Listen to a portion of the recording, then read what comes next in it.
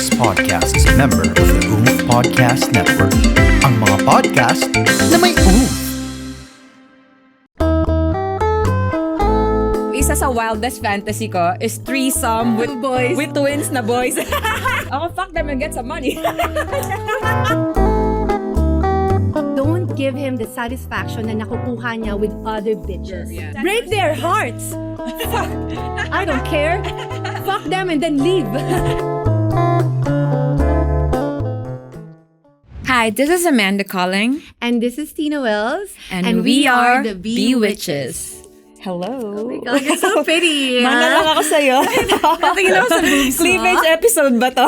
I miss you, girl. Ikaw din. Do you have a Meron ka na bang boyfriend? Wale, wish ko lang. Pero balita ako sa GC nung mga ibang girls, may boyfriend na daw ako. Pero mabuti pa sa GC nyo. May boyfriend ako, pero wale. Sa totoong buhay, wale. Ikaw ba? Well, I'm like, Balita ako sa GC din nung mga ibang girls. May boyfriend na din ako. Bakit? Tatlo, boyfriend. That's what I like, diba?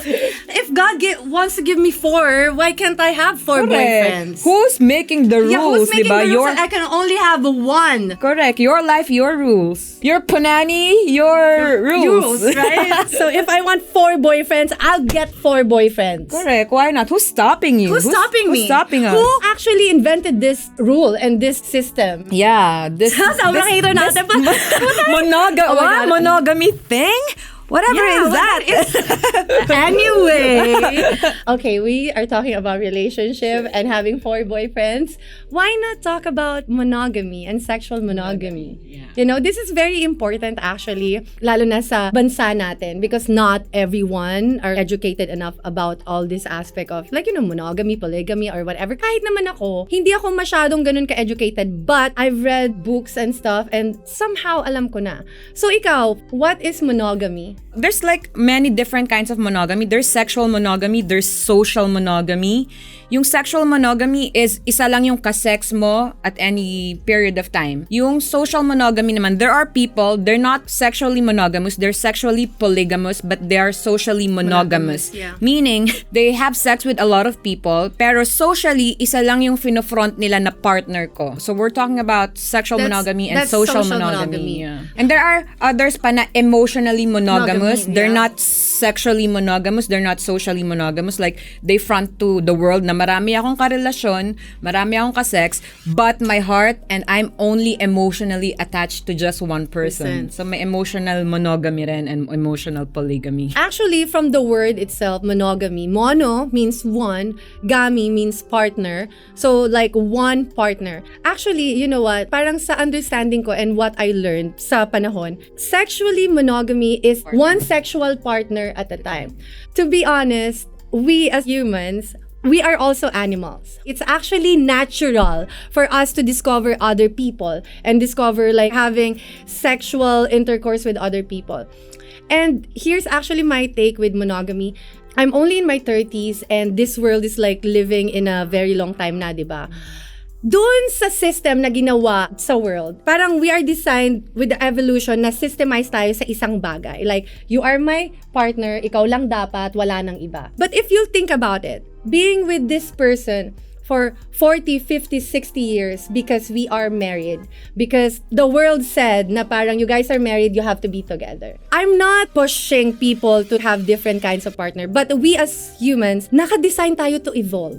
To discover ourselves. To discover other people. To discover kung ano pa tayo, kung paano pa tayo mag-evolve. Pero kung naka-program tayo sa isang bagay na dito lang tayo dapat, naka-systemize lang tayo sa ganitong bagay our music, our environment, our heart, our relationship, hindi tayo nag-evolve, hindi natin na-discover kung ano pang meron doon. So, nadidiminish yung passion natin sa isang bagay. As what other people are going through, if I'm with you for 60 years, yung passion, hindi na siya ganun ka-intense as before. So, tayong mga tao, nagdi-discover tayo ng other things by actually meeting other people. Yeah. We are evolving as a human, as a woman, as a man, if we are socially involved with other people. Yeah, actually, our personality development, our environment, and the people we connect with has a lot to do with the evolution of our personality and our souls. And I feel like sexual monogamy, humans are not sexually monogamous by nature because there's an animal side to us. Yeah. We have an animal side, we have an animal brain, reptilian brain, but humans can be sexually monogamous by choice. Yes, it's always by choice. Yeah, by That's choice, true. by commitment to it. Recently, I've also, based on my meditation and introspection, I feel like there's also soul monogamy. Pag yung soul mo, sobrang in touch mo na sa soul mo, there's really only one person you want to share sacred energy exchange with for the rest of your life. So, in-explore ko pa yung idea na yan and the moment. I'm also only in my 30s. Right. Like, I'm single, so in my dating experience, I would date multiple men in a year. So, of course, this is research. Dating multiple men is like research. You're researching who are you gonna choose, right? yeah, that's your commitment process, diba? Your commitment process has to be coming from abundance and having lots of options and from power and confidence and not from a place of scarcity na feeling mo, yung one-nightist, tinatawag na last man on earth syndrome or one-nightist na sobrang attached ka sa isang man, feeling mo yun na lang man's Nangyari last man. na ba sa'yo yun? Dati, nung tanga-tanga pa ako. Kaya nga ginagawa natin itong podcast na to guide women through our experiences. To guide women na wag tatanga-tanga. Correct, di ba? Yung mga na-learn natin sa katangahan natin in the past, sinishare natin para we operate our lives and our dating lives and our sex lives from a place of power and confidence and not from a place of because victim that ako, is like what being weak a Wonder ako. Woman.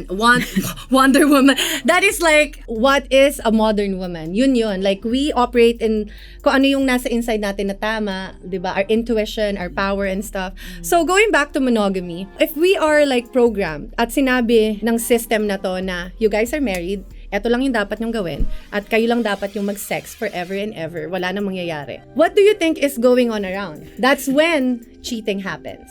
Infidelity. Blah, blah, blah, blah, blah. Blah, blah, blah, blah, blah. Because, to be honest, we are not programmed to be with one person. Scientifically and in our biology, hindi siya ganon. We are like programmed to reproduce, to evolve. Pag na-partner na naman tayo sa another person, mag-i-evolve na naman tayo doon. Because as humans, we are multidimensional beings. We have an animal self, but we also have a higher self. You know, yung higher self natin, yan yung may ability to commit. Diyan nangyayari yung where our higher ideals exist. I think lang about sexual monogamy, as long as the choice to be sexual monogamous is your choice and wala kang sisisihin na iba, hindi ka nagiging sexually monogamous because choice yun ng society mo for you, because inoobliga ka ng society mo, because inoobliga ka ng partner mo maging sexually monogamous. So it always goes back to everything begins and ends with the self. As long as you are not betraying your energy and your energy tells you maging sexually monogamous ka, you follow your energy. But if nandun ka pa sa point in life mo na you still wanna explore, you still wanna discover your sexual self through having sex with multiple people, then do it, you know? As long as wala kang niloloko, hindi mo niloloko yung partner mo. You know what? This is actually very good because based on study, the people who are in a sexually polygamous relationship are much more healthy and much more at ease than those people in a sexually monogamous relationship. And here's another fact, okay? Paano nag-start ang pagiging sexually monogamous when in fact from dated way back, everyone is like having sex and reproducing? Paano nag-start to? Alam nyo kung paano? Because STD and STI is happening. And they realize na kakaroon yung mga tao ng sexually transmitted disease because si husband fina-fuck yung kapitbahay kasi it's not an issue before because they're reproducing, di ba? Pero nung ang dami nang namamatay because of STD and STI, nagkakaroon sila ng, ano ba yun yung hindi ka na pwede mag-reproduce? Nagiging infertile yung mga tao because they get sick because of like having sex. Now, dun na lumabas yung we need to be monogamous to protect ourselves, blah, blah, blah, blah, blah. Dun siya nag-start. So, naturally, that's not our life. Alam mo yun? Yeah, I think it's a social construct, yeah, you know? Monogamy is a kind of a social construct. In a way, it's in favor to women. In a way, it's in favor to men.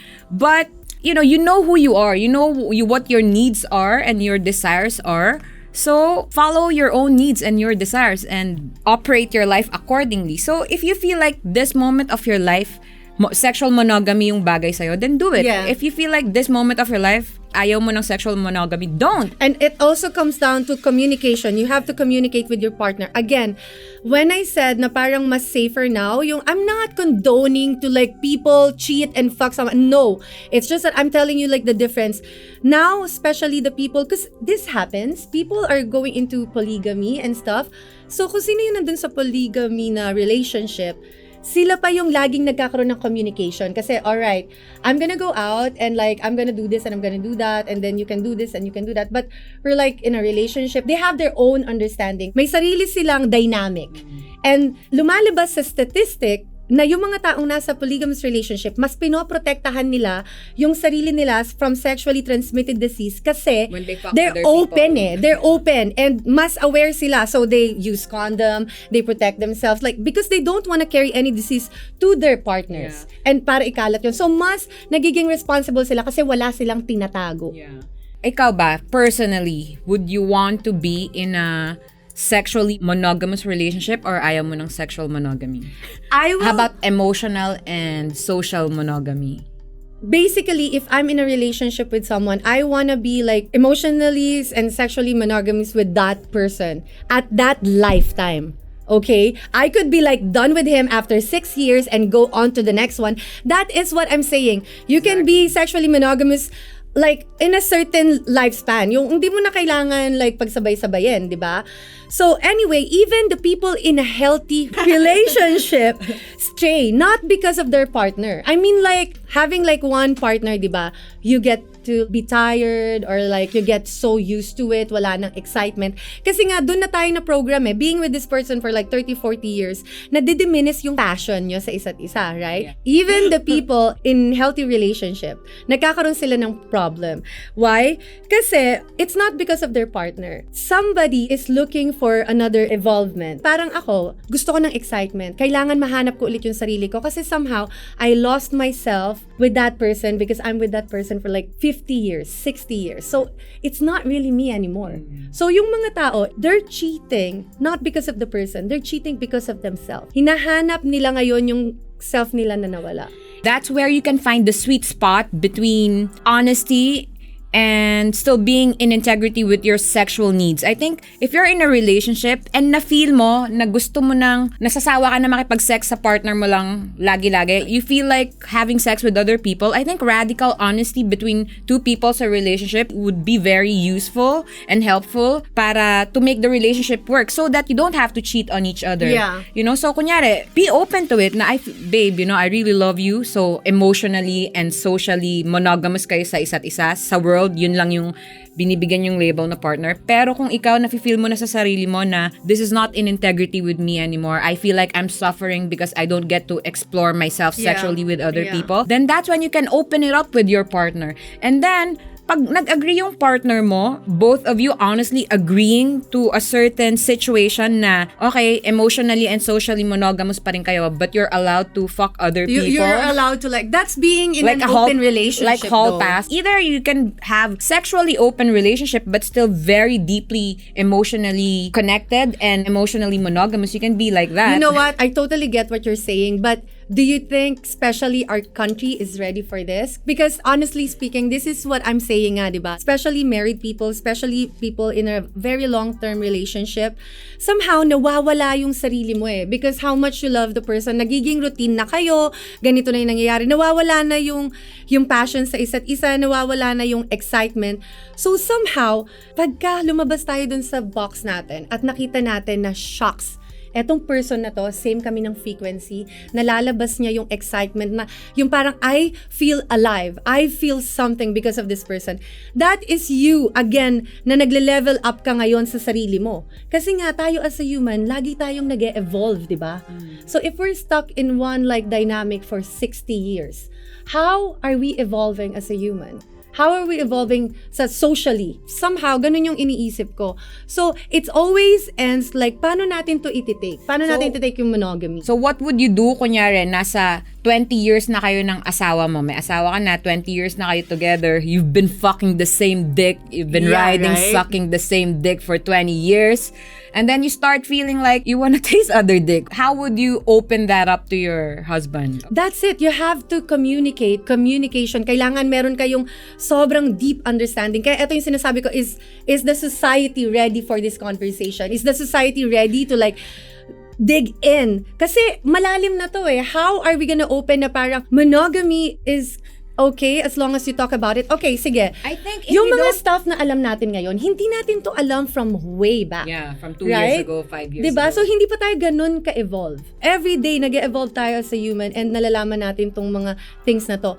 So, I feel like it doesn't matter whether society is ready for it or not, as long as you are ready for it. And as long as may radical honesty between you and your partner sa relationship. So ikaw, would you open it up to your partner? Na kunyari, sawa ka na sa dick niya, 20 years na kayo mag-asawa. yeah! I want to evolve as a human. I'll be like, what should we do? Yeah. Okay, like, I'm bored with your dick. Help me. Yeah, aren't you bored with my pussy? Aren't you bored with me? Like, come on, let's do something fun. Yeah. Let's go to the balcony and whatever. Diba? Like, spice things up if that's what you want to do. But also, here's the catch. Monogamy has nothing to do with love at all. I can love you so much and all, but what if my sexual attraction is different? Yeah.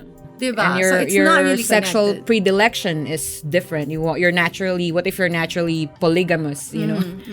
At this level of evolution ko, I feel like if I'm in a committed relationship also, I want to be sexually, socially, and emotionally monogamous. Yes. But I'm open to the possibility na maybe one day after 30 years, 20 years of Yeah, it being takes with the time. same person, maybe I'm gonna start opening up, babe. I feel like we need to fuck other people. But I really love you still. I read that somewhere. Like, it's kind of like a practice because na-program nga tayo ng system to the point na you're married, you have to be together, this is it, no expiration forever and ever.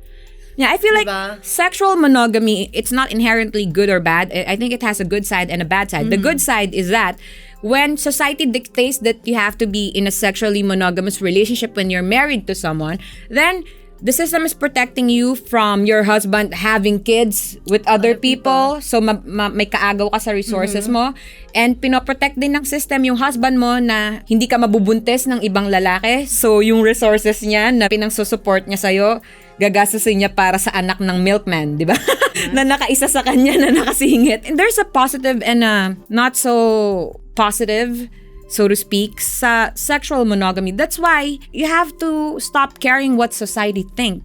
You have to care what you think, what you feel. Be in integrity with what you want and what you need. You know, hindi yung dahil, I'm doing this because Like, sabi ng society ganito. And also, you know what? I always say, life is about experience. Go experience everything. As long as you're not hurting someone, as long as you're like communicating with the people around you na, oh, eto yung mangyayari, eto yung shit ko, ganito yung gusto kong mangyari, eto yung gagawin ko, this is what makes me happy. So, what are we gonna do about it, diba? Like, parang you communicate with people. So, if you wanna be sexually monogamous or not, it's up to you and stuff, diba? Like, make yourself happy and don't hurt other people. But here's the thing. Of course, hindi maiiwasan na makakasakit ka. Kung pain, again, will evolve you as a person, diba? You will know the things that you don't know sa life mo kung hindi ka ma-hurt. If that happens, lesson learned, move on, and find your passion, find the next person na meron kang energetic level, find your frequency. Have you ever been with a guy na sabi niya sa'yo, oh, boyfriend, girlfriend tayo, but let's fuck other people? No. For me, that's like open relationship. Ako, personally, I'm very selfish. I don't want to share. Ako din. Kahit na threesome, ayoko I don't enjoy threesome. Hindi ko pa siya na-experience and hindi ko alam kung kailan yun. Ironically though, di ba, selosa ako, I'm selfish. Gusto ko rin ako yung ginojosa alone habang nagsisex. But ironically, ayoko ng threesome. Pero yung isa sa wildest fantasy ko is threesome with boys. With two twins, hot twins na boys. ang ironic ng humans talaga. Humans are so complicated. But then, sino bang mga hot na twins dito sa Pilipinas? Semerad Brothers. Oh my God! Calling! Sino ba? May na-date na ako actually dating kamba. Another topic na yun. Pero, kung kambal sila, hindi ka magiging sexually monogamous kahit pareho lang sila ng face. ito yung weird. Dinedate ko yung isa, binuisit niya ako. So, dinate mo isa? Nag-make-out lang kami, hindi kami nag-sex. Nando kami sa bahay niya, nag-make-out kami, hindi kami nag-sex dahil na bad trip ako. Tapos natulog siya sa room niya. Nag-sex kami nung kakambal niya na hindi ko dinedate. I love it. See, ito yung sinasabi ko eh. That's why we cannot be sexually monogamous. But the thing is, hindi sila identical twin, fraternal twin lang sila, hindi sila magkamukha. Tapos long hair na tall yung dinedate ko, shorter yung guy and kalbo yung kakambal niya, yung fraternal twin niya na finak. So, hindi ko pa na-fulfill yung sexual fantasy ko na dalawang magkamukhang hot twin. Pero meron akong question. Have you ever, nagsawa ka na ba sa guy to the point na you wanted to like try another person while you're in a relationship with someone? Yes, nangyari na yun. But it's because I started losing respect for the guy na ka-partner ko, naka-relationship ko. I don't wanna name names, pero yun, I started losing respect for him. And you know, when a woman loses respect for the man, she loses her attraction for you as well, you know? It was like I was wearing the pants in that relationship. I was doing the heavy lifting, you know? It was like I was the man. So, as I was saying, even people in a healthy relationship, pumapasok pa rin sa isip nila na they can't be sexually monogamous. Not because they wanna fuck around. It's not always about sex. It's like connecting with another human being para ma-evolve ka as a person. Hindi nyo ba napapansin na every time na magkakaroon tayo ng bagong boyfriend or bagong ka-relationship, iba tayo as a tao. Iba tayo. Hindi na tayo yung same person na yun from that other relationship. So that's like evolving. That's like growth. And gano'n lang tayo katagal na mabubuhay sa Earth? Correct, Let's say 80 to 100 years. Diba? Like, why not make the most out of it? And if your idea of making the most out of it is fucking around, then you fuck around. Who's stopping you? You know? As long as yun nga, wala kang niloloko. Diba? So, kung single ka, it's okay That's your life. Yeah, kung single ka, it's okay to fuck around. Pero kung may partner ka and you don't wanna be sexually monogamous, as long as there's radical honesty and you communicate your needs and wants sa partner mo, and pag nag-agree din siya, then cool. You can both do whatever you want. Pero kung hindi siya nag-agree, then you make a choice. Anong mas mahalaga sa akin? Yung relationship ko with my partner or yung own needs and desire ko for sexual polygamy? So, you make a choice and you commit to that choice and take 100% responsibility of that choice. It always goes down to always respecting your decision and yourself and your needs and respecting the people around you too. Especially the people you care about and you're in a relationship with. So do you think being like monogamous is harder to women or than like men? I feel like it's harder for men. Kasi parang yung men, meron silang biological imperative to spread their seeds. Yes.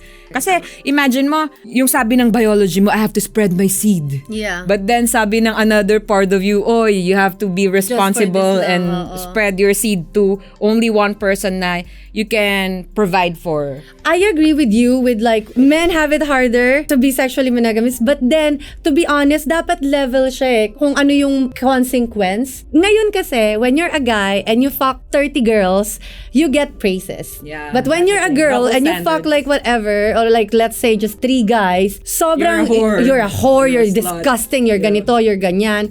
Why is it like that, diba? Kasi na-program nga tayo na hindi nga dapat ganun. Double standard. I think dapat may topic din tayong double standard soon. Yeah. It's all about how we take it as a human and how we like, understand everything that's going on around us. That's why question everything around you. Yeah. So that's it. Yeah, that's it. Well, I love that conversation. Kahit medyo na-lost ako.